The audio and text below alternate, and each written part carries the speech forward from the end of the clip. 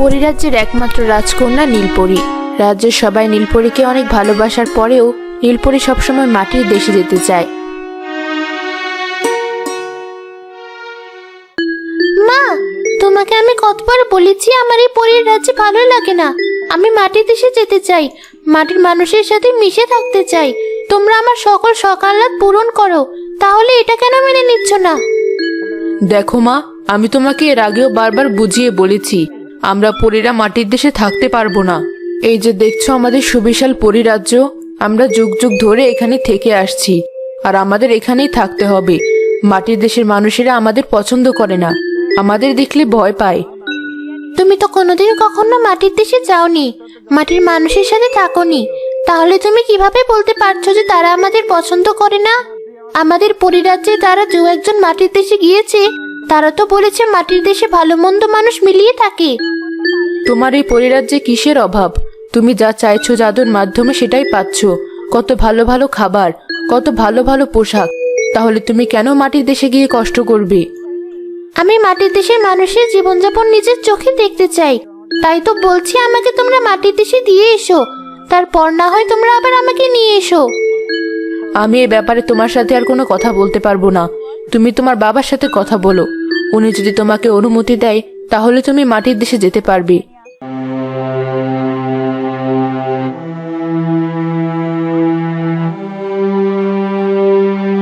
কি ব্যাপার আমার রাজকন্যা, তুমি এখানে বসে আছো কেন? আমি রাজবাড়ির এখানে সেখানে তোমাকে খুঁজে বেড়াচ্ছি, আর তুমি এখানে মন খারাপ করে বসে আছো। তোমরা আসলে মুখে বলে আমাকে ভালোবাসো, কিন্তু কেউ আমাকে আসলে ভালোবাসো না। তোমরা আমার সকল শখ-আহ্লাদ পূরণ করো, কিন্তু আমি মাটির দেশে যেতে চাইছি, তোমরা আমাকে যেতে দিচ্ছ না। আমি মাটির দেশের মানুষের সাথে কিছুদিন থাকতে চাই, তুমি আমাকে দিয়ে এসো। তোমার মায়ের মুখে সবটাই আমি শুনেছি, কিন্তু মা, তুমি মাটির দেশের মানুষের সাথে কিভাবে থাকবে? তারা মানুষ আর তুমি পরী, তারা কি তোমাকে মেনে নেবে?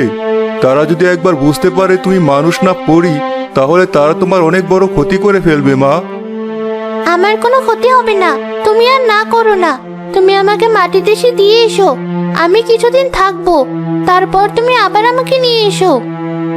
দেখো মা, তুমি আমাদের এই সুবিশাল পরিরাজ্যের একমাত্র রাজকন্যা, তোমার কোনো আবদার আমি অপূর্ণ রাখিনি। ঠিক আছে, আমরা তোমাকে মাটির দেশে দিয়ে আসব, কিন্তু কথা দাও তুমি কখনো কাউকে বলতে পারবে না যে তুমি পরী। আমি তোমাকে কথা দিলাম, আমি মানুষের রূপ নিয়ে থাকবো, আমি কখনো কাউকে বলবো না আমি পড়ি।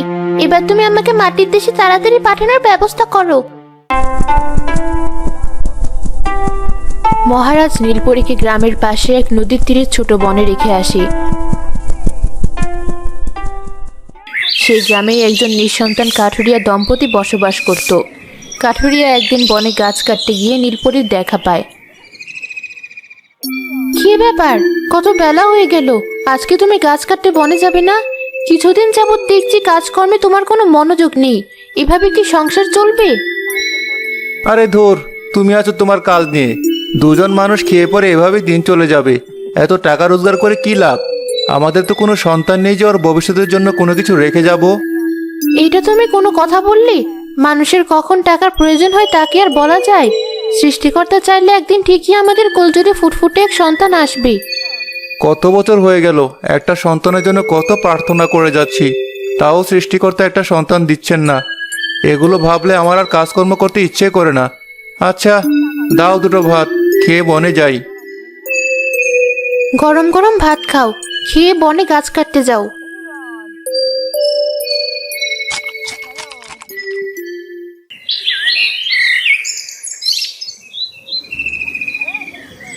ধুর, আর ভালো লাগে না। একদিন কাজ করলে 3 দিন খাওয়া যায়, মাত্র তো দুজন মানুষ আমরা, তারপর প্রতিদিন কাজে যাওয়ার জন্য তাড়া দেয়।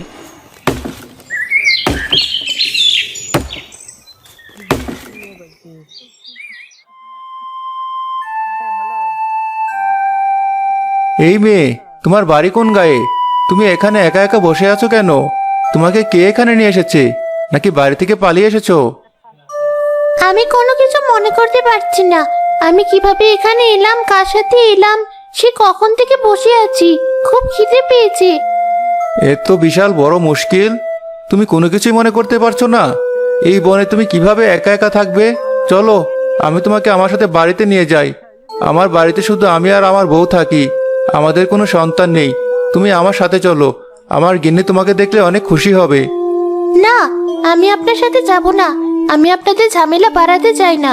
আপনারা নিজেরাই তো কত কষ্ট করে গাছ কেটে বিক্রি করে সংসার চালান। দেখো, আমাদের কোনো সন্তান নেই, তুমি আমাদের মেয়ের মতোই হয়ে থাকবে, তোমার কোনো অসুবিধা হবে না। আমরা যতটুকু পারি তোমাকে দেখাশোনা করব। এই কাঠুরিয়া লোকটা হয়তো অনেক ভালো, ওনার সাথে যাওয়া যেতে পারে। আচ্ছা ঠিক আছে, আপনি যেহেতু এত করে বলছেন, আমি আপনার সাথে যাব। ফারুক নীলপরীকে বাড়িতে নিয়ে আসে। শিরিন নীলপরীকে দূর থেকে দেখে অপলক দৃষ্টিতে তাকিয়ে থাকে। তুমি না কিছুক্ষণ আগেই বনে গেলে গাছ কাটতে, সাথে করে মেয়েটাকে কোথা থেকে নিয়ে আসলে? আহারে, মুখটা একদম শুকনো হয়ে গেছে, মনে হয় অনেকক্ষণ যাবত কিছু খায়নি। আমি তো গাছ কাটছিলাম, হঠাৎ করে দেখে ও বসে আছে। ওকে জিজ্ঞেস করতেই বলে ও নাকি সবকিছু ভুলে গেছে, কোনো কিছুই মনে করতে পারছে না, তাই সাথে করে নিয়ে এসেছি। বেশ ভালো করেছো। আয় মা, আমার কাছে আয়, তোকে কিছু খেতে দেই। তুই দেখতে খুব মিষ্টি মা। আমাদের তো কোনো সন্তান নেই, সৃষ্টিকর্তা যদি আমাদের তোর মতো একটা সন্তান দিত। বলেছিলাম না আমার গিন্নি অনেক ভালো মানুষ, ও তোমাকে দেখে অনেক খুশি হবে, তোমাকে কাছে টেনে নেবে। ভয় পেও না, আজকে থেকে তুমি আমাদের তোমার বাবা মা ভাবতে পারো। আমার খুব শখ ছিল, আমার কখনো মেয়ে সন্তান হলে আমি ওর নাম দিব মেঘ। তুই যেহেতু তোর নাম মনে করতে পারছিস না, তাহলে আমি তোর নাম দিলাম মেঘ। আজকে থেকে তোকে আমরা এই নামেই ডাকবো। নীলপরী তাদেরকে বাবা মা হিসেবে খুব ভালোবাসতে শুরু করে। দেখতে দেখতে 1 বছর পার হয়ে যায়। তারা নীলপরীকে স্কুলে ভর্তি করে দেয়। তার সাথে এক মেয়ের অনেক ভালো বন্ধুত্ব হয়। রিমি, তুই আমার অনেক ভালো বান্ধবী। তোকে আমি বিশ্বাস করে একটা কথা বলতে চাই। আমি আসলে কোনো মানুষের বাচ্চা নই, আমি পরীর বাচ্চা। আমার নাম নীলপরী। আমি পরীরাজ্য থেকে মাটির দেশে এসেছি মাটির মানুষের সাথে থাকার জন্য। এইসব তুই কি বলছিস? আমার মনে হয় তুই আমার সাথে মজা করছিস। আমি জানি তুই আমার কথা বিশ্বাস করবি না। আচ্ছা, তুই আমার পিছনে এসে দেখ, আমার পিঠে দুটো ছোট ছোট পাখা। আমি যখন উঠতে যাই তখন এগুলো বড় হয়ে যায়। আমি ইচ্ছে করেই পাখাগুলো লুকিয়ে রাখি, যেন বাবা মা বুঝতে না পারি। সত্যি তো তোর পিছনে পরীর মতো পাখা রয়েছে, তার মানে তুই সত্যি পরীর বাচ্চা। তাহলে তুই কেন মিথ্যে বলে দিনের পর দিন তোর কাঠুরিয়া বাবা মাকে ঠকাচ্ছিস? তারা তো তোকে অনেক বেশি ভালোবাসে, ওনারা অনেক ভালো মানুষ। আমি তাদের সাথে থাকার জন্যই এমন মিথ্যে কথা বলেছি। আমি তাদের সব সত্যি কথা বলে দেব। তারা আমাকে আমার বাবা মার মতোই ভালোবাসে। তাদের সাধারণ জীবন আমার খুব ভালো লেগেছে। আমি তাদের সাথে সারা জীবন থেকে যেতে চাই। অনেকদিন ধরে তোমাকে একটা কথা বলবো বলে ভাবছিলাম, জানি না তুমি আমার কথাটা কিভাবে নেবে। এত ভনিতা না করে বলে ফেলো। আমার কেন জানি মনে হয় আমাদের মেয়ের কোনো একটা সমস্যা আছে। খেয়াল করে দেখেছো, অনেকদিন হয়ে গেছে ও আমাদের বাড়িতে এসেছে, কিন্তু কখনোই ওর কোনো অসুখ বিসুখ হয় না। কি যে পাগলের মতো কথা বলো তুমি, অসুখ বিসুখ হয় না, এটা তো ভালো কথা। এটা নিয়ে তোমার অভিযোগ কিসের? সৃষ্টিকর্তার কাছে প্রার্থনা করো যেন আমাদের মেয়ে সবসময় সুস্থ থাকে। আরো কিছু ব্যাপার আছে, যেমন আমাদের মেয়ের পিঠের দিকটা একটু অন্যরকম। খেয়াল করে দেখবে, ওর পিঠে কেমন যেন একটা পাখার মতো অংশ রয়েছে। পাখার মতো অংশ রয়েছে মানে? তুমি কি বলতে চাইছো? ও পাখি নাকি যে পাখার মতো অংশ থাকবে? সবকিছু তোমার মনের ভুল। না, তুমি আমাকে ভুল বুঝছো। আমার মনে হয় ও কোনো মানুষ নয়, বরং একটা পরী। ভালোই বলেছ। ঠিক আছে, মেনে নিলাম ও একটা পরীর বাচ্চা আমাদের বাড়িতে এসেছে। তুমি এই পরীর বাচ্চাটার যত্ন নাও। মনে রেখো, নিঃসন্তান ঘরে যখন কোনো সন্তান আসে তখন পৃথিবীর সব সুখ নেমে আসে। আমি আমার মেয়েকে খুব ভালোবাসি। তুমি কি মনে করো আমি আমাদের মেয়েকে ভালোবাসি না? আমি মেয়েকে অনেক ভালোবাসি, কিন্তু ও যদি সত্যি মানুষ না হয়? বাজে কথা বলা বন্ধ করো তো। মেঘ কেন পরীর বাচ্চা হতে যাবে? ও আমাদের মতোই মানুষ, আর ওর শরীরে মানুষেরই রক্ত। মেয়েটা হয়তো কোথাও হারিয়ে গেছে, তাই একা একা জঙ্গলে বসে কান্নাকাটি করছিল। তুমি কি যে গল্প বলতে পারো! কতদিন হয়ে গেল আকাশে উড়ি না। আজকে আকাশে উঠতে খুব মন চাইছি, কিন্তু মা আর বাবা যদি জেনে যায় তাহলে খুব ভয় পাবে। কি যে করব কিছুই বুঝতে পারছি না। একটু বাইরে গিয়ে উড়ে আসি।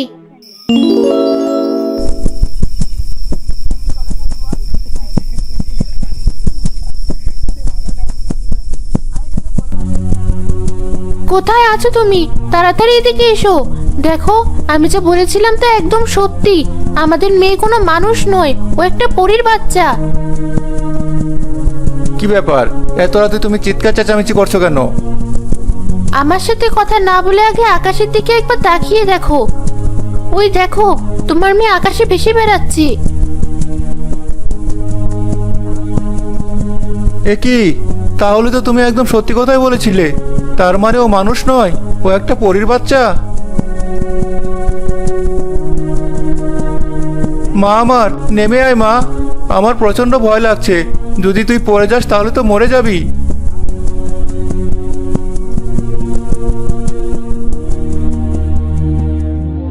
দয়া করে তোমরা আমাকে ক্ষমা করে দাও।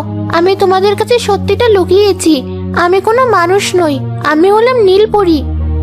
সবই তো বুঝলাম, কিন্তু তুই কেন পৃথিবীতে এসেছিস? পৃথিবী খুব ভালো জায়গা নয়। সবাই যদি জানতে পারে তুই একটা পরীর বাচ্চা, তাহলে তোকে ধরে নিয়ে গিয়ে বিক্রি করে দেবে।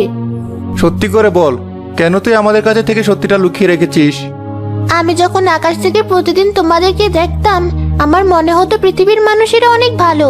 আমার ইচ্ছে হচ্ছিল তোমাদের সাথে কিছুদিন সময় কাটানোর, তাই আমি আমার বাবা মাকে বলে এখানে চলে এসেছি। কিন্তু তুই তো এই পৃথিবীতে বেশি দিন থাকতে পারবি না। এখানকার মানুষেরা যদি একবার জেনে যায় তুই পরীর বাচ্চা, তাহলে খুব ঝামেলা হবে। যা হওয়ার হবে, কিন্তু আমি তোমাদেরকে ছেড়ে কোথাও যাব না। আমি এখানেই থাকবো। তোমরা আমার সত্যিকারের বাবা মা না হলেও আমি তোমাদেরকে মন থেকেই বাবা মার জায়গাটা দিয়েছি। তোমাদেরকে ছাড়া আমি কিছুতেই থাকতে পারবো না। আমি ওকে নিজের মেয়ের জায়গাটা দিয়ে কোনো ভুল করিনি। ও সত্যি আমাদেরকে বাবা মা মনে করে। সৃষ্টিকর্তা এতদিন পর সত্যি আমাদের মেয়েকে পাঠিয়েছে। কিন্তু শোনো, এটা যেন গ্রামের কেউ জানতে না পারে, তাহলে কিন্তু অনেক বড় বিপদ হয়ে যাবে। তুই কাউকে বলবি না যে তুই পরীর মেয়ে, আর রাত বিরাতে এভাবে আকাশে উড়ে বেড়ানো যাবে না। কিন্তু আকাশে উড়াউড়ি না করলে আমার শরীর খুব খারাপ লাগে। তোমরা যেমন মানুষ, তোমাদের মাটিতে হাঁটতে হয়, তেমনি আমারও আকাশে উঠতে হয়। চিন্তা করিস না, তোর যখন উড়তে ইচ্ছে করবে আমাকে বলবি। আমি নদীর ধারে ফাঁকা জায়গায় নিয়ে যাব, সেখানে কিছুক্ষণ ওড়াউড়ি করে তুই আবার মাটিতে নেমে আসবি।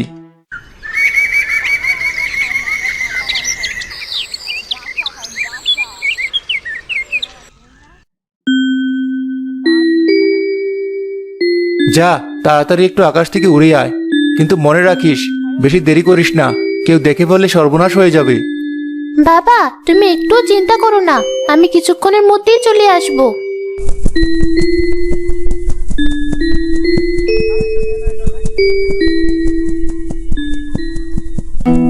এ আমি কি দেখছি? আমি তো আমার নিজের চোখকে বিশ্বাস করতে পারছি না। তোর মেয়ে আকাশে উঠছে কেন? তার মানে তোর মেয়ে মানুষ নয়? দয়া করে কাউকে কিছু বলবেন না, বিশ্বাস করুন, ও খুব ভালো মেয়ে। ও আমাদের এখানে বেড়াতে এসেছে, কিছুদিন পরেই চলে যাবে। তুই তো হাতে একেবারে গুপ্তধন পেয়ে গেছিস। শোন, এই মেয়েটাকে কখনোই ছাড়িস না। এই মেয়েটাকে দিয়ে আমরা ওদের রাজ্য থেকে অনেক সোনা দানা টাকা পয়সা নেব। আগামীকাল সকালে তুই এই মেয়েটাকে আমার হাতে তুলে দিবি। মোড়ল সাহেব, দয়া করে এমন কথা বলবেন না। এই মেয়েটা খুবই অসহায়, সে আমাদের কাছে কিছুদিন থাকতে এসেছে, তাকে আপনি এ কাজ করাবেন না। আরে বোকা, শোন, জীবনে বড় হতে গেলে এতটুকু ঝুঁকি তোকে নিতেই হবে। এসব নিয়ে তুই একদম ভাবিস না। একবার শুধু মেয়েটাকে বাগে পাই, দেখবি সবকিছু বদলে গেছে। এত বড় অন্যায় আপনি করবেন না। প্রয়োজন হলে আমি আমার টাকা পয়সা অর্থ সম্পদ সবকিছু আপনাকে দিয়ে দিব, কিন্তু আমার মেয়েটাকে আমার কাছ থেকে কেড়ে নেবেন না। আমি তোর কোনো কথা শুনতে চাই না। আগামীকাল সকালের মধ্যে তুই এই মেয়েটাকে আমার হাতে তুলে দিবি, তা না হলে আমি তোকে গ্রাম থেকে বের করে দেব। আপনি যা বলবেন তাই হবে। মেয়েটাকে আমরা আপনার হাতে তুলে দিচ্ছি, কিন্তু মনে রাখবেন, এই মেয়েটা কিন্তু পরিরাজ্যের মেয়ে। যদি ওর কোনো ক্ষতি হয়, তাহলে ওর আসল পরিবার আপনাকে কিন্তু ছাড়বে না। তা নিয়ে তোকে ভাবতে হবে না। মেয়েটাকে নিয়ে আমি কি করব সেটা আমি বুঝবো। তুই শুধু ওকে আমার হাতে তুলে দিবি।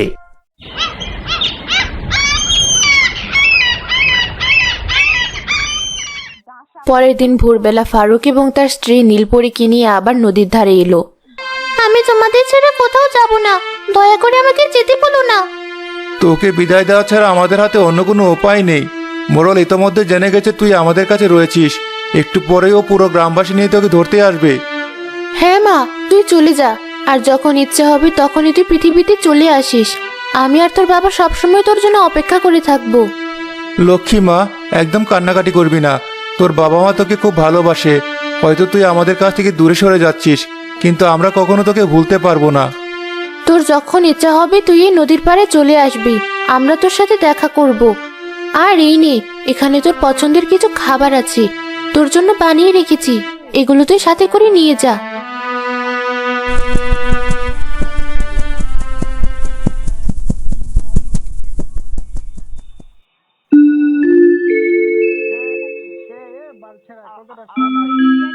এতদিন হয়ে গেল, তুমি তো আমাদের ভুলেই গেছো।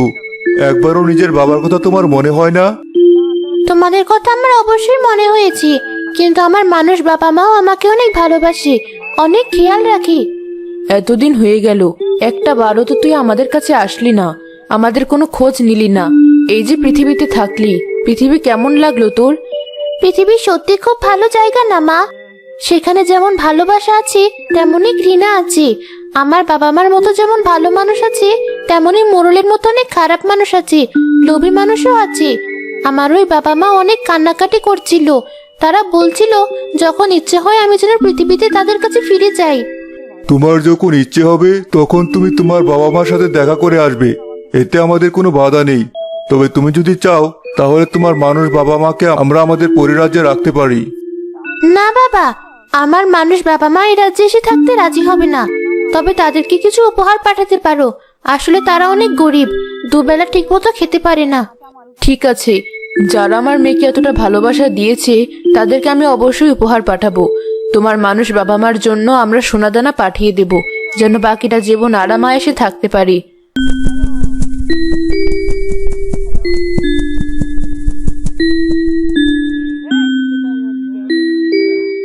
দেখো, ওরা আমার জন্য কত মজার মজার খাবার বানিয়েছে, তোমরা ওখান থেকে খেতে পারো।